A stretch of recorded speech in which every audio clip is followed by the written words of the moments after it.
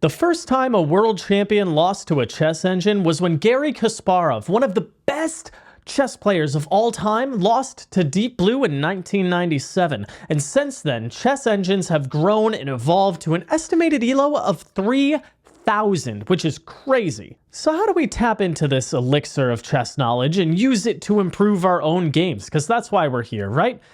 Well, in this video, I'm going to be breaking down for you how to find a free chess engine, how to read it and learn from it, my thoughts on chess.com's game review versus self-analysis, how to take the engine line with a grain of salt, my full analysis process with an example from one of my own games and how I would go about analyzing it with an engine, and how to find some key takeaways that you can actually remember and use in your future games of chess. So we're not just looking at the computer lines just to look at them and see, I wonder what the best moves would have been. No, it's, I wonder how I could have improved on this game myself and how I should improve upon it in the future, right? That's what we're trying to find here. If you're an avid chess lover like myself, then make sure you like and subscribe so you don't miss another video. Help this channel reach more people so we can kind of grow our passion for chess.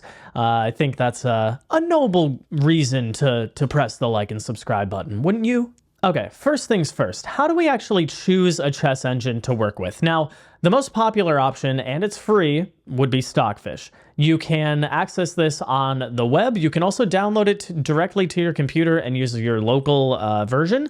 But the main ways that we can access Stockfish would be on Lichess here. This is free. Most things on Lichess are free. In fact, I don't even know if they have any type of paywall, but you can access Stockfish here for free, see the engine lines. You can also access Stockfish for free on chess.com. Now, I know chess.com has a bit of a paywall for certain features, but access to their engine is not one of them. The Opening Explorer, on the other hand, is. This video is not about Opening Explorer, but let's say I wanted to take a look at the Evans Gambit, right? And I wanted to look at theory. This is not the engine. This is the Opening Explorer. This does have a paywall. I think the free version only lets you get like 5 moves in or something ridiculous. But the analysis board here with Stockfish, and you can pull up the settings for this, right? It's just not as strong, right? You can choose Stockfish 16 here. You can do a faster evaluation or standard. You can choose your engine. You can even go to like Torch or Komodo if you want to change the engine, but Stockfish is pretty standard here. And also for your level of chess, which is probably my level or less, if you're a master, then I don't know why you're watching this video. But for our level here, this Stockfish is more than enough to call out our silly mistakes and show us a better way to play. So we've talked a bit about how to access a chess engine. Now, what's the difference between game review and self-analysis? Well, game review, here, let's go here and we'll launch game review on this rapid game that I played. This will show you a little graph of the evaluation as the game goes on, right? So we can see, okay, white was better for most of the game, then maybe black was a bit better, lost a chance, but then white was winning, missed out on the opportunity, and then, black took over from there, and that's how we lost the game. So we can see the general shape of the game, and we can also see what chess.com thinks of our playing strength. It shows us all the brilliant, great, best, excellent, good, book, all of these moves. Shows us the accuracy we played at a percentage and what rating it thinks we played at in terms of playing strength. Now, with this, take it with a grain of salt, right? Because I don't think I played this game like a 1300, but the computer says I did. Now, someone else who's way stronger than me may agree with the engine and say I played like poop. But for me, I think I played a decent game around my level, maybe a little bit less. But if you start the review here, then you can see all of the moves it said were misses, mistakes. My opponent played all these brilliant, great moves, and I played horrible moves the entire game, and I should never play chess again. It's basically what game review is trying to tell me. This is based off of the 3,000 elo brain that Stockfish has, rather than the 1,800 person who's playing. Or in your case, maybe even lower, right? Maybe an 800 player. Of course you're going to make mistakes, probably every move. That's okay. The point is, how do we learn from them and get better? We can't do that with, how many moves was this game? 48. I can't learn every single mistake from every single move that it's calling out here, right? Not until you get to a higher level and you stop making as many silly mistakes throughout the game. So that's why game review to me is like a bit, shaky. it's also, there's a paywall on chess.com. You get one free game review per day, I believe. And if you want to get more than that, then you have to pay and get their diamond or, their additional memberships. But you can go through, it shows you, okay, all the book moves, and then it shows you the inaccuracies, the mistakes, and it'll show you like the best lines if you want to look at it. You can try and quiz yourself, find better moves. But to me, this just feels like, I don't know, I'm following the process outlined in the game review rather than thinking about the positions myself and what I thought during the game and what I should have done instead and all of this. It's just pretty much telling me I'm an idiot instead of letting me learn. That's how I feel about it. Now, how do we actually learn from self-analysis, on the other hand? Well, let's take a look. I know I play the Alpine Sicilian, right? And I know all of this, and I see a6. I'm like, okay, a bit of a passive move. Knight c3 is fine. Of course, the computer approves. And I look at this, I'm 5 or 6 moves in. Okay, computer says I'm playing best moves. Great. The evaluation is, better for white for sure. I mean, you should tell just by looking, I've got 2 pieces out. I've got the full center. Like, I'm playing what children's chess books tell you to do, right? And black is just being super passive. Now, there's nothing like horribly wrong. Like, black isn't absolutely losing here, just worse, right? Because black has no space, no pieces developed. Knight d7 is a very strange move, for sure. Computer says inaccuracy, and I would agree with that, because why are you, bringing the knight? Like, how are you going to get the rest of your pieces out? Like this bishop here, and I feel like the knight should be going to c6, or, develop the king side and castle. These are the thoughts that I think to myself as I'm analyzing, right? I see, okay, inaccuracy. Let's try and break it down. Why does the computer think that? Now, here, I play like bishop e3, and it says this is an inaccuracy as well, but how could it be, right? I'm developing my piece to a good square, defending my center, and this is, the perfect central control, castled king that everyone teaches you to do, right? So as long as I'm doing that, I'm happy, right? I'm not looking for the immediate punishment. Okay, bishop f4 would have been better. It's more active, or it's literally, the computer says one of the better moves. So we'll just kind of skip past that and be like, okay, let's get to the meat of the game, because I think I played the opening very well. I have a +1.5 advantage from the opening. Hard to complain, right? Even though the computer says I've already made 1 or 2 inaccuracies. See, it's a bit silly. So now we see b5 and rook c1. It says it's a mistake. How brutal, right? It says this is a mistake, but why? It's just because it's not the best way to punish my opponent for the silly way that he's playing. But again, bringing the rook to the open file, I feel like up to a certain level is totally fine. Now, maybe, sure, around 1900, one may argue I should be finding moves like e5. Because I should notice, I have a castled king, I've got all my pieces out pretty much, and my opponent has like none of those things, so I should be striking in the center. Now, this is where I would begin my analysis. Like, truly, this is where I would begin. I look at this position, and I think, okay, I knew that I should have been taking advantage of my opponent's lack of development and king in the center. I knew that. I didn't know how. I didn't. So I settled for rook c1. And then I settled for rook e1. And then I settled for a3, preventing b4, right? So you see these passive moves. And that's fine. Spoiling the game is fine. We'll just jump ahead here. Now, all of those moves were a bit passive. They're improving my position slowly but surely, but it gave my opponent time to untangle from the mess that he created, and I shouldn't have allowed that. Instead, I should have played for e5, probably here, right? Once all my pieces were out, go for e5. Why did I not do this? That's what I want to think when I'm analyzing with the engine. Why didn't I play this? Did I think about it in the first place? Did I consider it? If not, well, there you go. That's a root cause of this problem. I should definitely be considering a central pawn push when my opponent has a king in the center and no pieces developed, right? I did consider it. I rejected it because I didn't like that he could close the position down. I wanted to open it up because, general chess advice says king in the center, lack of development. You want to open up the position because then you'll be able to take advantage of that and attack the king. So I was like, but the problem is playing rook c1, rook e1, a3, none of that opens up the center either. So why not take some space and make my opponent make a decision? That's what I should have done. I was worried about d5. Not really worried, but I didn't like it because I'm closing the position down and I wanted to open it. But I'm thinking to myself here now, looking at the engine, it's +2. And I have to figure out why. That's my job. I have to figure out why. Well, let's look at it. The light squared bishop is locked in, and the knight cannot develop anywhere because he pushed h6. So the knight can't even go to h6. The knight can't go to f6 because the pawn that the computer says is the best move, the pawn should go here to prevent the knight from developing. The bishop can't go anywhere, right? Because I would just take, well, the bishop could go here, I suppose, but then knight takes, h takes, and just knight e4. And now I'm going to go after this pawn, and I'm going to go after that pawn, and I'm going to get maybe my rook in, my queen up to f3, g4, I don't know what these arrows are, and I'm going to just win everything. I'm going to push f4, f5, and then rip it open, right? The center is not necessarily closed for good, right? So here, and black has no way to proceed, right? What I should do here is maybe go knight e2. I'm following the computer line at this point. What are the best moves for white? Knight e2. Why? Oh, it looks like I'm opening up the C file for myself and maybe trying to get my knight around. You know, I'm trying to figure out what's going on. So let's say black continues developing with bishop b7. I'm just making moves for black and seeing how the computer would punish. Knight f4. Oh, so rerouting the knight to a better square and put pressure over here on the king side where I may start an attack pretty soon. Again, the black knight has no way to move, therefore the king is stuck in the center.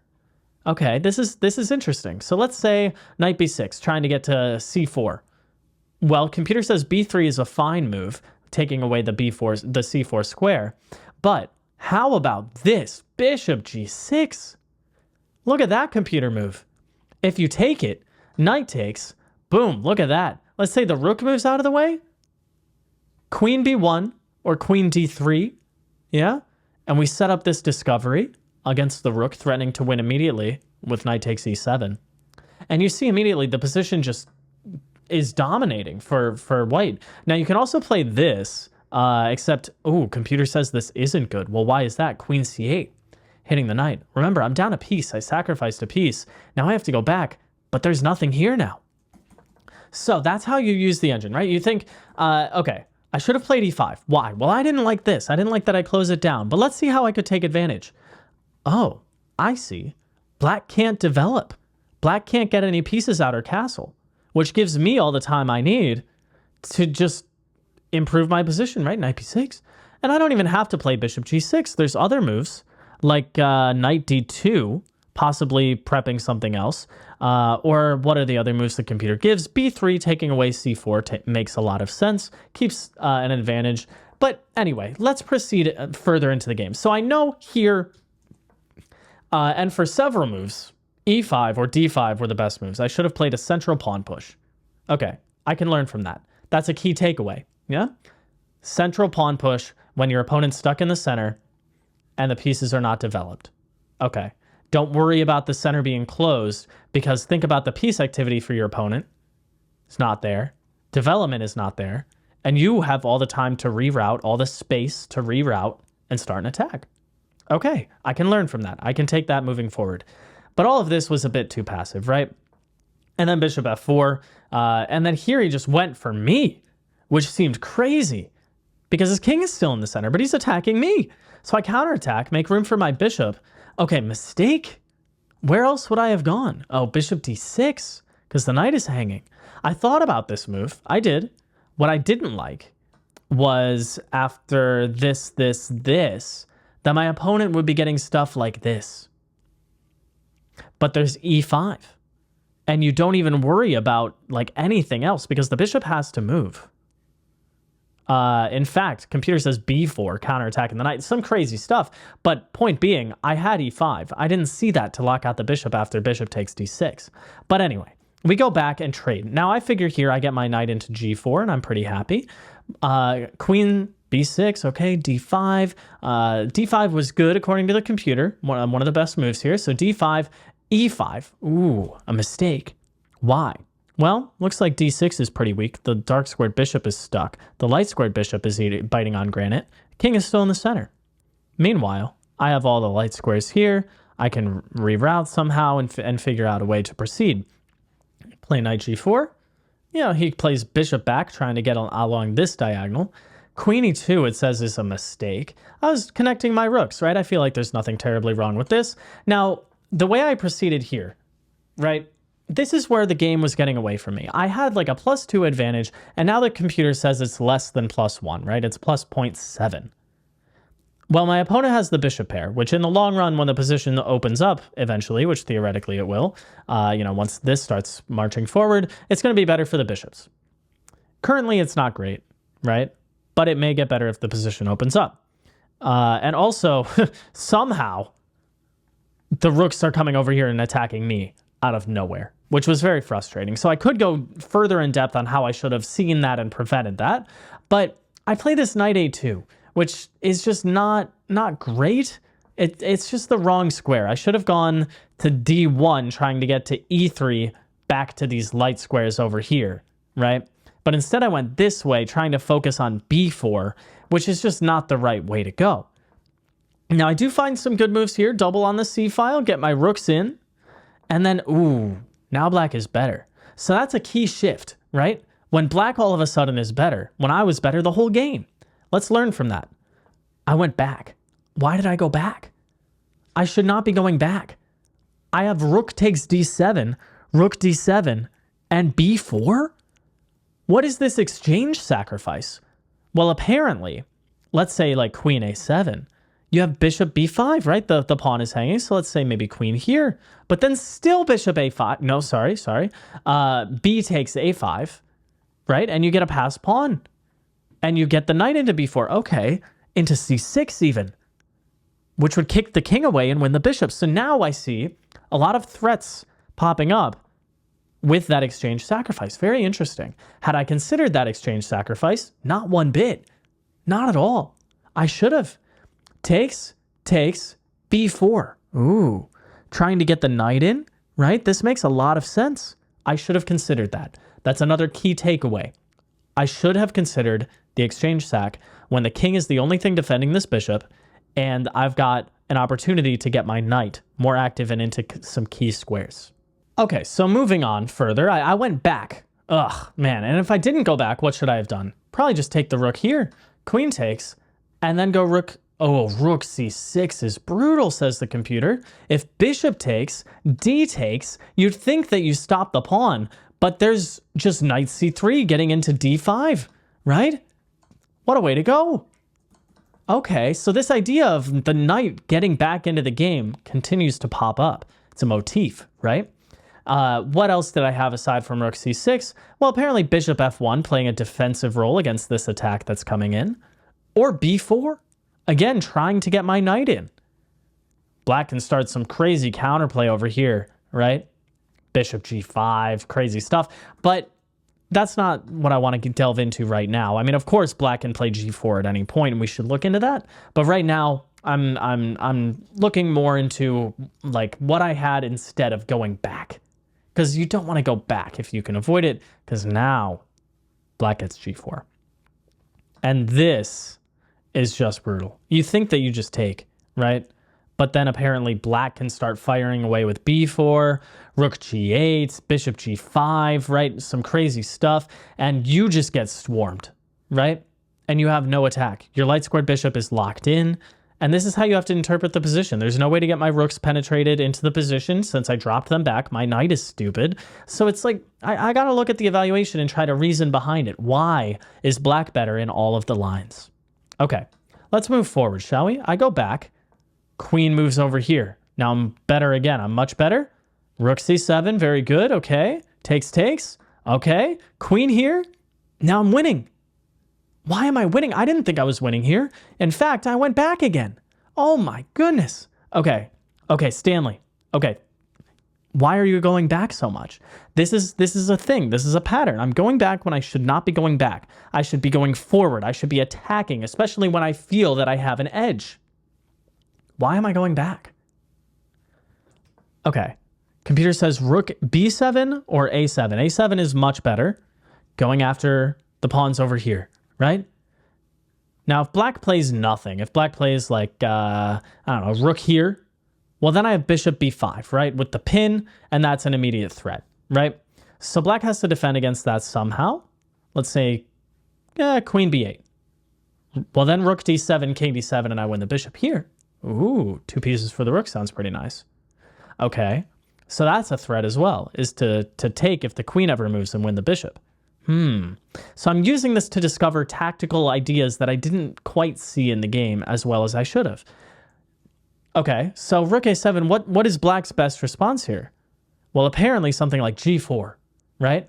But then you still get bishop b5, and there's no way to save that bishop, right?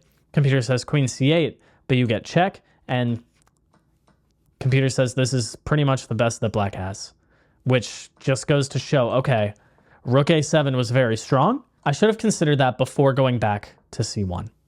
Okay, that's another key takeaway.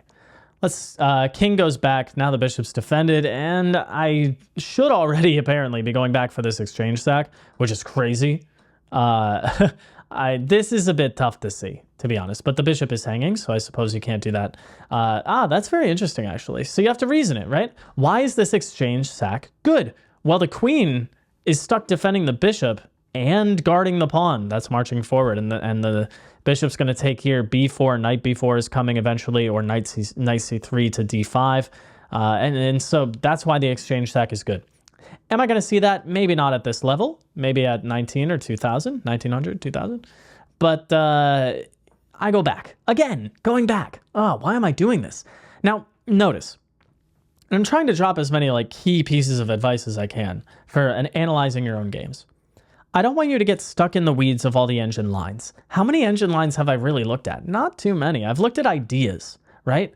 Ideas are what are going to stick with you throughout the game. You're not going to be thinking about, oh, that 15-move engine, that engine line that showed up, and that. You're not going to be thinking about that in your future games. You're going to be thinking, should I go back here? Maybe I shouldn't go back, because in the last game I went back too much and I ended up giving up chances. Maybe I should attack something. What can I attack? And you start to shift your mind shift that way, right? So let's think. Okay, queen back was a bit too passive, right? b4, finally. Takes. Why did I take with the pawn? Why on earth? I think the reason was I wanted b5 as a target with knight c3, b5. But shouldn't I be playing knight b4 and get my knight into c6? Why am I not doing this? Of course that makes so much more sense, right? Okay. I take with the pawn. Plays rook g8, trying to play for g4. Queen d2. What does that even do? What does that even do? I don't see a reason to do this. Oh man, what should I have done? Queen c2. Try and get in, right? Or possibly knight c3 already. Go for this. But no. Instead, on queen d2, he went to rook g6. He probably should have just gone for g4 right away. Computer agrees. But then knight c3. But g4 is just crushing. It's just crushing. Both bishops, the rook, the queen can get in at a moment's notice. Right? There's just no chance in this position for white. Computer tells me that, but visually looking at it, I can tell as well. And I knew during the game, my bishop has no prospects, and my king is weak. It's about to get destroyed. This game is over. I knew.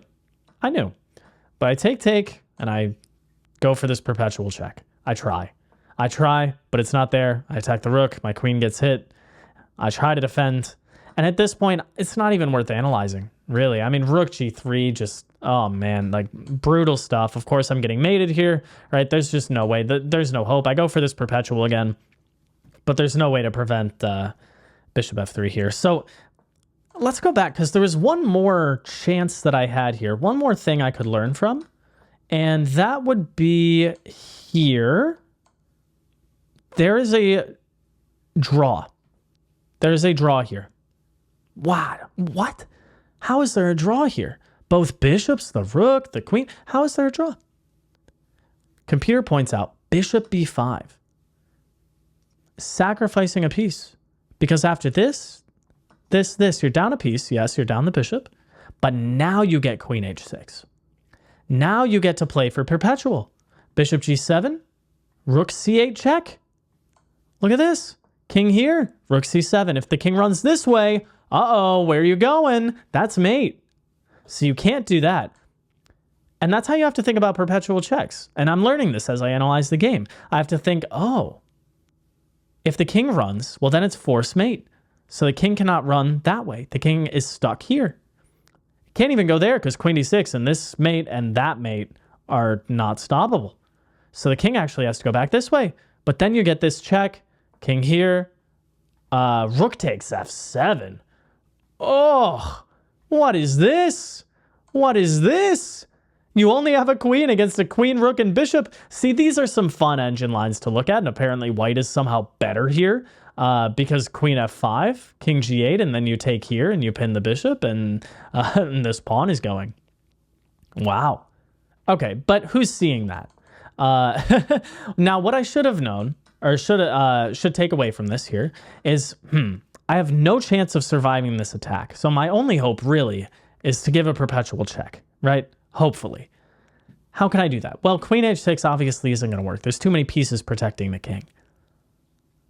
So desperation mode should kick in. Okay. Desperation mode. Sacrifice. Sacrifice a piece and get to the king. Okay, how can I do that? Well, maybe I can take. And then I can see after takes. Whoop! Now I give check, and it opens up my rook. And there's no more pieces over here to defend the king, so the king is stuck in this box, right? King is stuck in the box. But here, queen h6 right away, the king is not stuck in a box because the king is just defended by bishop, queen. There's no way for my pieces to get in. The rook is locked out. The difference here is that after all of this, the rook is open, and all of these squares are open for my queen and rook to give these checks, right? That's how you have to think about it. Those are some key takeaways that I am going to remember from this game and try to apply in my future games. Central pawn push when your opponent is behind a development and king is stuck in the center. Being more aggressive. Don't go backwards when you don't have to, especially if you feel like you have some chances. Start attacking stuff. And if you're looking for a perpetual, then maybe you need to sacrifice some material to get it on the board. Open up the king and, remove some of his defenders so that you can have a better chance of landing that draw. So those are how you find some key takeaways from an analysis with a chess engine. But what are some key takeaways from this video? Well, remember that the engine is a scumbag sometimes and will tell you stupid things that don't make actual sense unless you look 5 or 10 moves in. So sometimes you have to take it with a grain of salt, but there are a lot of good things in there. You can find some good ideas and see why the moves that you played are not ideal and how you can improve upon them in the future.